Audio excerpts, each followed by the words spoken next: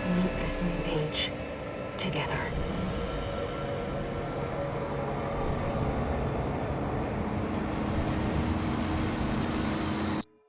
Main system, activating combat mode. Commence mission. They did it.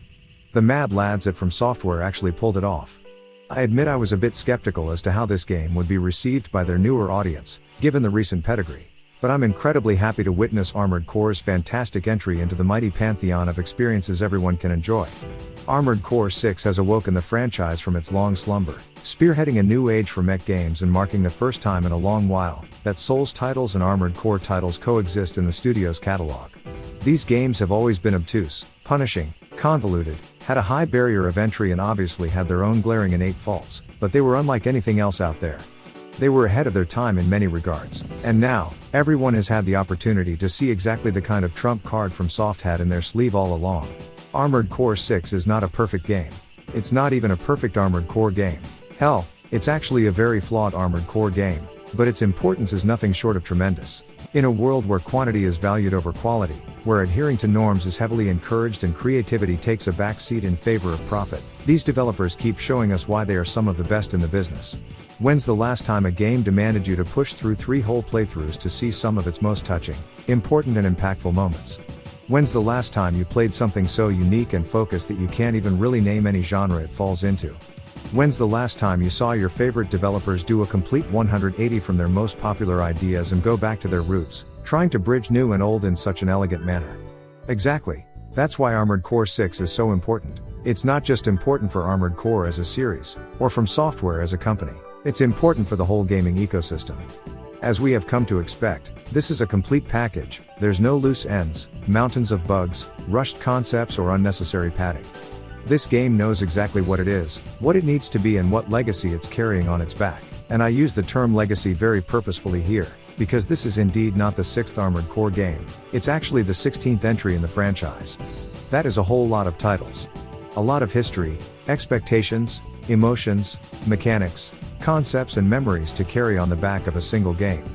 Add that on top of a long hiatus, and the newly formed conceptions people formed coming from the overwhelming success of their other more universally known and acclaimed titles, and you can start seeing just how much of a monumental achievement this game's success is. Name the last truly popular mech game? Not one where you have mechs integrated into it, but one where the mech is center stage for the experience through and through. Don't worry, I can't name one either. Precisely.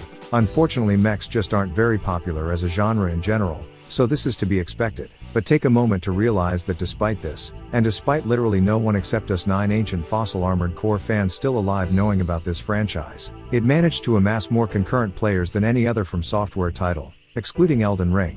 Communities began taking root, people came together to experience something new born from something old, and they took a chance at plunging into this unfamiliar territory due to their unwavering trust in the makers of their favorite games. Shout out to the Silver Ravens unit, love all of you. That's just one of many reasons to consider this game important though. Perhaps the most paramount is just how absolutely fucking fun it is to play.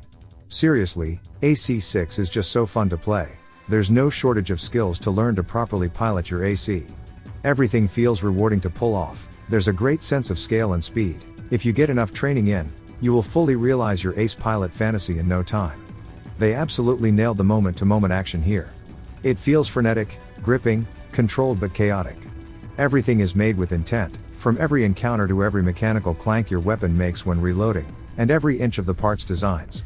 If you even give any remotely honest chance at playing AC6, it will absolutely click with you. This is actually where I think the game succeeds the most. Its presentation, narrative, instant feedback and sheer amount of personality are so captivating that it suddenly shifts its target audience from a niche crowd to a very broad one. Naturally, doing this doesn't come without its own share of setbacks. For any of you newer Ravens, this version of Armored Core is quite different from previous iterations. This is maybe not apparent superficially, but very much so when you have points of reference to compare it to. It's important to understand that Armored Core is first and foremost a systems and menu-driven game. The garage comes before anything else: parts, emblems, paint, specs, testing. This is the franchise's lifeblood, actual gameplay is secondary. That being said, that's the first concession that had to be made in order to bring it to the limelight, as now that priority has shifted quite a bit to the point where it might be on the verge of going the other way around. It has just enough depth that it still retains the spirit of its predecessors, while not alienating or intimidating new players, which is exactly what a revival project needs to do.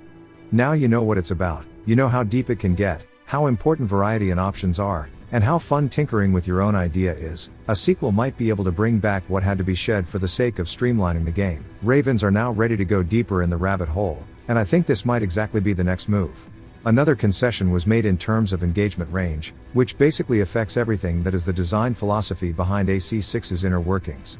Historically, Armored Core has been about easily dispatching grunts such as MTs and other weaker enemy forces, to then meet face to face with equally as powerful machines such as ACs or supermassive weapons. Encounters would play out as a tug of war, where looking at your target's AP was the norm.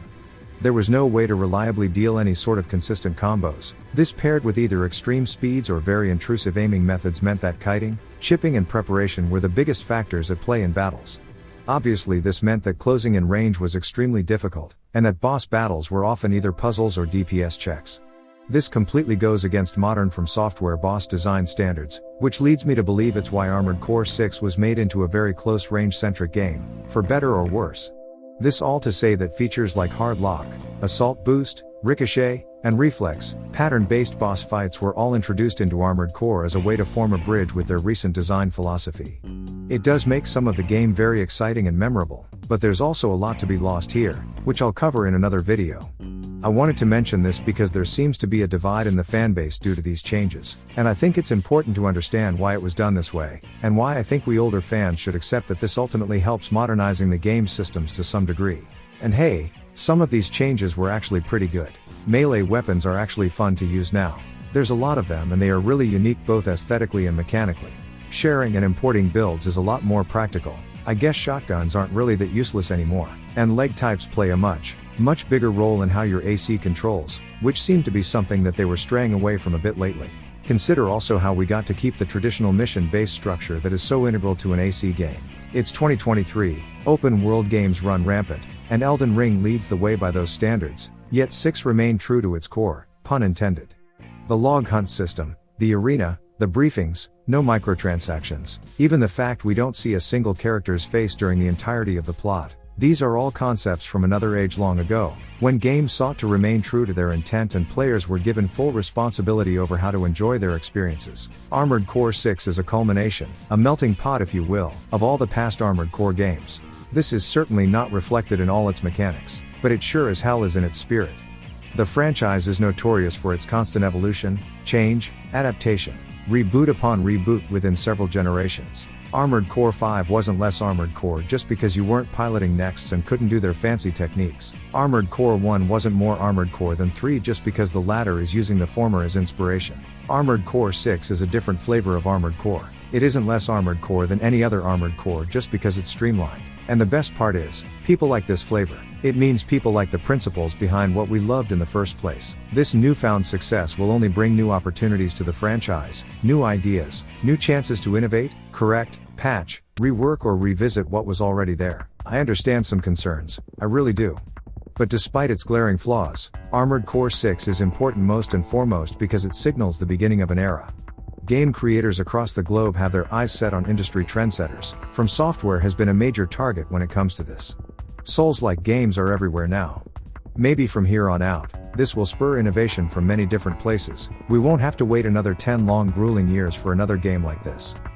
Armored Core 6 is important because it shows the world that these games still have a place to exist and deserve the attention, love, care and popularity just like any other. Thanks for watching Ravens, and stay boosting. Like, subscribe and comment on this video if you don't want me to take over your device now.